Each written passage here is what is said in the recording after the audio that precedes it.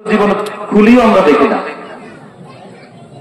জীবনে কত কিছু দেখলাম, কত বইয়ের পাতা ঘাটলাম, দলিল আদিল্লা ঘাটলাম, কত রেকর্ড, কত খতিয়ানের প্রতি আমি চোখ দিলাম। আল্লাহ পাক তার পক্ষ থেকে যে কোরআনুল কারীম আমাদের কাছে নাযিল করেছে, একটি বারের জন্য আমি আমার চোখ দিয়ে কোরআনটা দেখে তাকালাম না। এরকম কত লোক আছে না নাই? আপনার জন্য জান্নাত পাবেন। 5টি কাজ বলে আপনি জান্নাত পাবেন। আবার আপনি চিন্তা করে দেখেন এই 5 কাজের মধ্যে আপনি আছেন কিনা। যদি না থাকেন জান্নাত পাবেন না। 1 নম্বর হলো কোরআন তেলাওয়াতকারী। 1 নম্বর কি? 2 নম্বর হলো হাফিজুল লিসান, জবান হেফাজতকারী। আপনি আপনার এই যে জবান, 2 সোয়ালের মধ্যবর্তী যে জিহ্বা, এটাকে হেফাজত করতে হবে।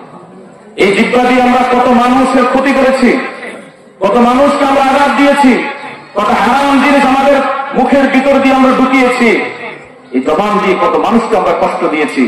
রাসূলুল্লাহ সাল্লাল্লাহু আলাইহি ওয়াসাল্লাম বলেছেন, তুমি তোমার 2 সোয়ালের মধ্যবর্তী এই জিহ্বার হেফাজত করবা, আমি রাসূলুল্লাহ তোমার জান্নাতের গ্যারান্টি দিয়ে দিলাম। জোরে বলুন সুবহানাল্লাহ। মা বাইনা লিহইহি ওয়া মা বাইনা রিজলিহি আল্লাহুল জান্নাহ। এই 2 সোয়ালের মধ্যবর্তী এই জিহ্বার তুমি হেফাজত করবা, যাটা মন চাইলে বলতে পারবা না। দোকানপাটে বসে কারো বিরুদ্ধে গীবত করতে পারবা না, শিকায়ত করতে পারবা না, ইসলামের বিরুদ্ধে কথা বলতে পারবা না, একটা ভালো লোকের বিরুদ্ধে তোমার অবস্থান থাকতে পারে না।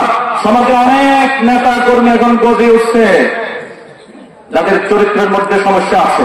আজকে তাদেরকে যদি আমরা চরিত্রে ভালো বলি, তোমার এই জবানের আল্লাহর দরবারে তোমাকে জবাব দিতে হবে।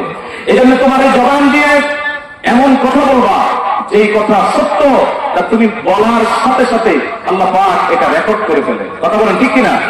অতএব এই জবানের হেফাজত করতে হবে। যদি জবানের হেফাজত করো, আল্লাহ তোমার জান্নাতে হেফাজত করবে। 2 নম্বর হলো ওয়ামুতঈমুল জিয়ান, ক্ষুধার্ত ব্যক্তিকে খাদ্য দেওয়া।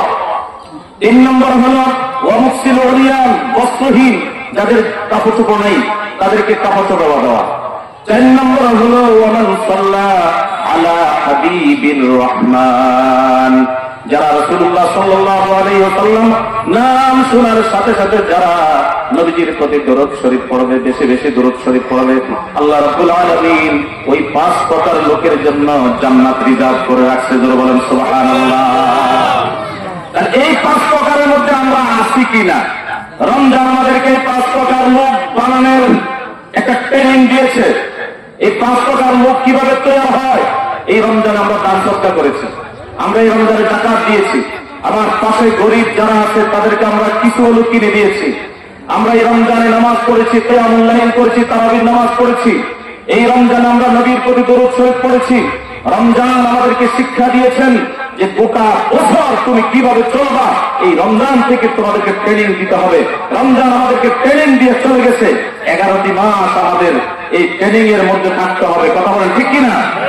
প্রিয় রাসূলুল্লাহ কিরাম, রাসূল করিম সাল্লাল্লাহু আলাইহি ওয়াসাল্লাম বলেছেন, আল কুরআন আসিয়ামু ওয়াল কুরআনু ইয়াশফাআনি লিল আবদি ইয়াওমাল কিয়ামাহ। আল্লাহু আকবার বলেন। কঠিন কিয়ামতের দিন রোজা এবং কোরআন, যারা রোজা রাখছেন, ও রোজাদার ভাইরা শুনুন, আপনাদেরকে আজকে আল্লাহ পাক কি পুরস্কার দিবেন?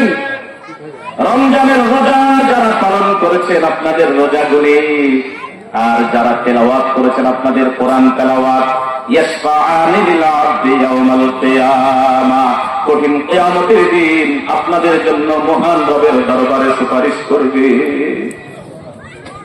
আল্লাহ, আমরা যারা রোজা ছিলাম, আমরা যারা তেলাওয়াত করেছি, তেলাওয়াতের কোরআনের এবং রোজা আমাদের সকলের জন্য সুপারিশের ভাগীদার বানায় দেবেন। আমিন।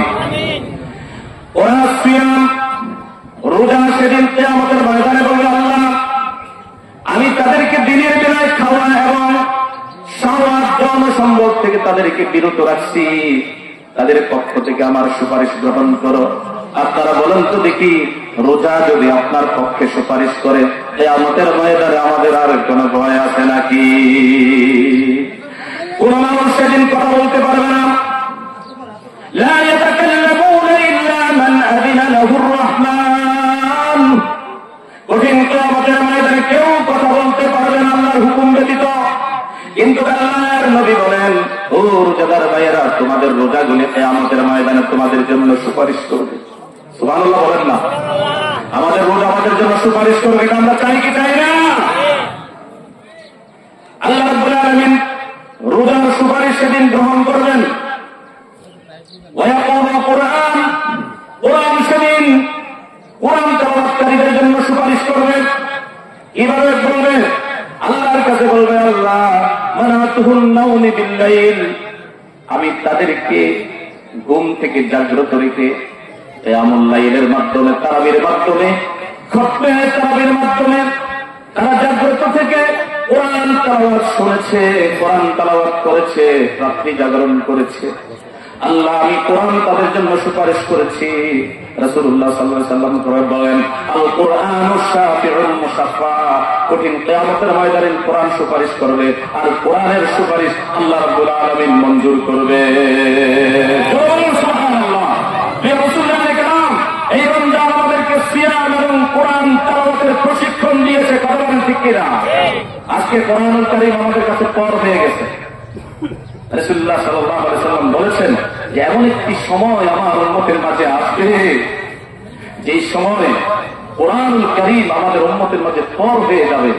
কোরআন শুধু গিলাফের মধ্যে থাকবে, কোরআন শুধু মানুষের মুখে মুখে থাকবে, কোরআন নিয়ে মানুষ বিভিন্ন জায়গায় খতম করবে, কিন্তু কোরআনের